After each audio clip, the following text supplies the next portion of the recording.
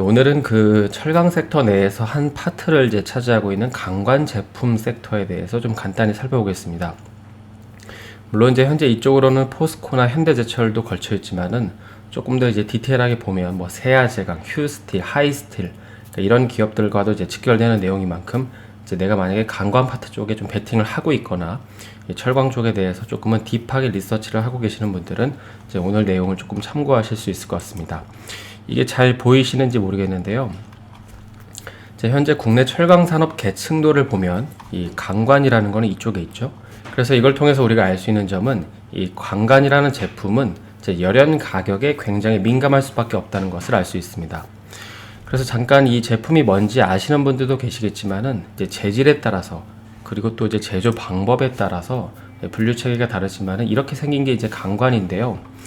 후판으로는 이것보다 조금 더 두꺼운 강관을 만든다고 하는데 이런 어떤 가스 배관도 강관으로 만들고요. 그 다음에 이런 화학 공장의 배관들도 다 강관이 필요합니다.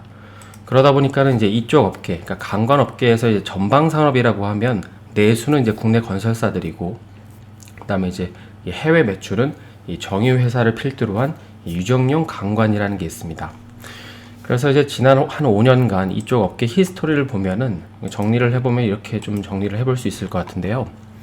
보시는 거는 유가 차트인데 2016년을 바닥을 기점으로 2017년, 18년 이렇게 엄청나게 오르기 시작하죠. 그래서 이때 한 40불 정도 했던 유가가 한 70불까지 급격하게 오르기 시작합니다. 그래서 당시 그 강관업계는 앞서 살펴본 이 유정용 강관이라는 걸 통해서 돌파구를 마련하기 시작합니다. 그러니까 이런 식으로 말이죠. 이렇게 생긴 게 그 유정용 강관인데요. 이게 지금 쇠파이프 같은 게 이게 강관입니다. 그래서 여기 길게 빨대같이 꽂혀져 있는 게 강관인데 여기서 기름을 뽑아서 올리는 거죠. 그리고 이게 엄청나게 고부가 가치 제품입니다.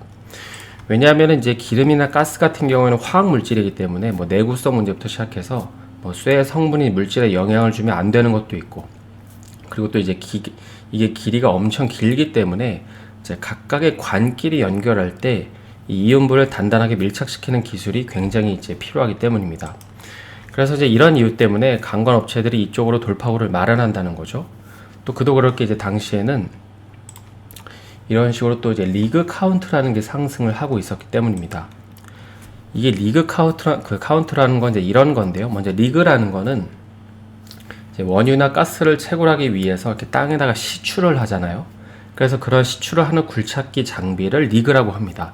그리고 그걸 카운트한다는 거니까 이 리그 카운트라는 거는 이 시추를 하는 굴착 장비 수를 가리키는 것이죠. 그래서 그걸 이해하고 이 지표를 보시면 2016년부터 이렇게 올라오죠. 바닥에서 올라오는 걸 볼 수 있는데, 그래서 이게 올라온다는 거는 시추가 늘어난다는 거고, 그 말은 원유에 대한 수요가 늘어난다는 걸 의미합니다. 그래서 이때부터 국내 철강사들, 특히 강관 계열 업체 쪽들은 이쪽 시장에 베팅을 하기 시작하는데, 그래서 그 결과 2018년에 보시는 건 미국에서 그 수출하는 어떤 지표인데요. 미국에서 한국 제품을 수입하는 비중이 2017년에는 5%였는데 2018년에는 무려 18%까지 급증, 엄청나게 성장을 하게 됩니다. 하지만 이때 이후로 다시 강관업체들은 안 좋아지기 시작하는데요. 그 이유는 바로 트럼프 대통령이 자국 기업을 보호하기 위해서 수입 쿼터제라는 걸 때리기 때문입니다. 그러니까 해외에서 값이 싼 철강 제품이 미국, 그러니까 자국 내로 들어오다 보니까는 자국 내 철강 업체들의 가동률이나 실적이 하락하는 거죠. 그러다 보니까 이런 기업들을 보호하기 위해서 만든 제도인데, 어쨌든 이 제도로 인해서 국내 철강사들은 물론이고 강관 업체들도 큰 타격을 받게 됩니다. 이게 왜냐하면 한국에서 미국으로 수출하는 철강 제품 중에 그 절반이 바로 이 강관이기 때문입니다. 그리고 또 현재 바이든 정부에서도 이 기조를 이어나가고 있는데, 그래서 이런 악재들이 계속 나오니까 최근에 강관 업계에서 고민하는 게 바로 이런 거죠.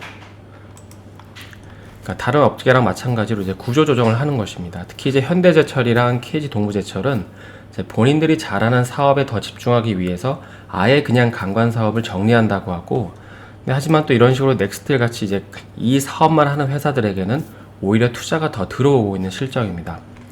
그래서 여기까지가 지난 몇 년 동안 이 강관업계에서 벌어졌던 일들을 한번 정리를 해본 건데, 그럼 이제 이런 상황에서 앞으로 이 철강 강관 업계는 어떻게 될까요? 나아질 여지가 있을까요?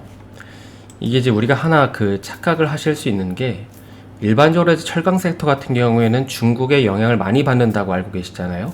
그런데 이 강관 업계, 그러니까 이 산업 같은 경우에는 상대적으로 중국의 영향력이 덜합니다. 특히 이쪽은 이제 미국의 영향력이 강하다고 보시면 되는데요. 이제 그러다 보니까는 이제 보시는 차트처럼 이제 올해 중국이 뭐 환경 문제 때문에 철강 감산을 하건 말건 이제 그에 관계없이 올해 미국 철강 시장을 보면 이런 식으로 쉬지 않고 계속 올라가는 이유가 이제 이런 이유인 것이죠. 특히 이제 이런 상황에서 올해 7월에는 국내에 이 세아제강이라는 회사가 있는데, 이제 이 회사에 부과되었던 관세율을 이제 엄청나게 낮춰주면서 한편으로는 이 관광업체가 이제 드디어 터널을 뚫고 나오는 게 아니냐는 이런 기대감이 조금씩 반영이 되고 있습니다. 그래서 여기 이제 기사 내용에 보시게 되면 이 반덤핑 관세율을 16%에서 무려 5%까지 낮춰줬고, 또 이제 앞서 투자를 받았다고 언급했던 이 넥스틸도 32%나 받던 관세가 9%로 급격하게 인하가 됐습니다. 그리고 이제 마지막으로 오늘 영상의 주제인 이 상계 관세 예비 판정 결과가 이제 올해 연말에 좀 발표될 내용이라고 하는데요. 근데 이게 이제 자료를 찾아보니까는 원래 이제 12월 30일에 이제 예비 발표가 나기로 했는데 이제 3월 7일로 연장이 됐다고 합니다. 그래서 현재 이에 대한 업계 중론은 이제 이런 상황에서 좀 관세를 매기기에는 어렵다는 게 중론이긴 한데, 왜냐하면 보시는 것처럼 최근에 이제 바이든 대통령 같은 경우에는 아예 제목에서처럼 더러운 중국산 철강을 제한하겠다고 했잖아요. 그리고 여기에는 이제 간관도 반드시 포함이 됩니다.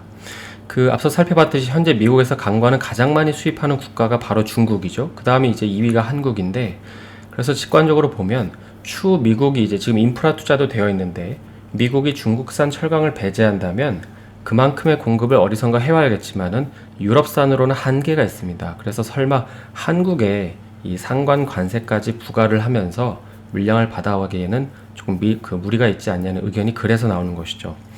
그래서 이제 세아제강이나 뭐 휴스틸 같은 기업들 같은 경우에는 단기적으로는 이 이슈에 따라서 좀 미국 법인 실적 이익이 극적으로 갈리지 않을까 싶긴 합니다.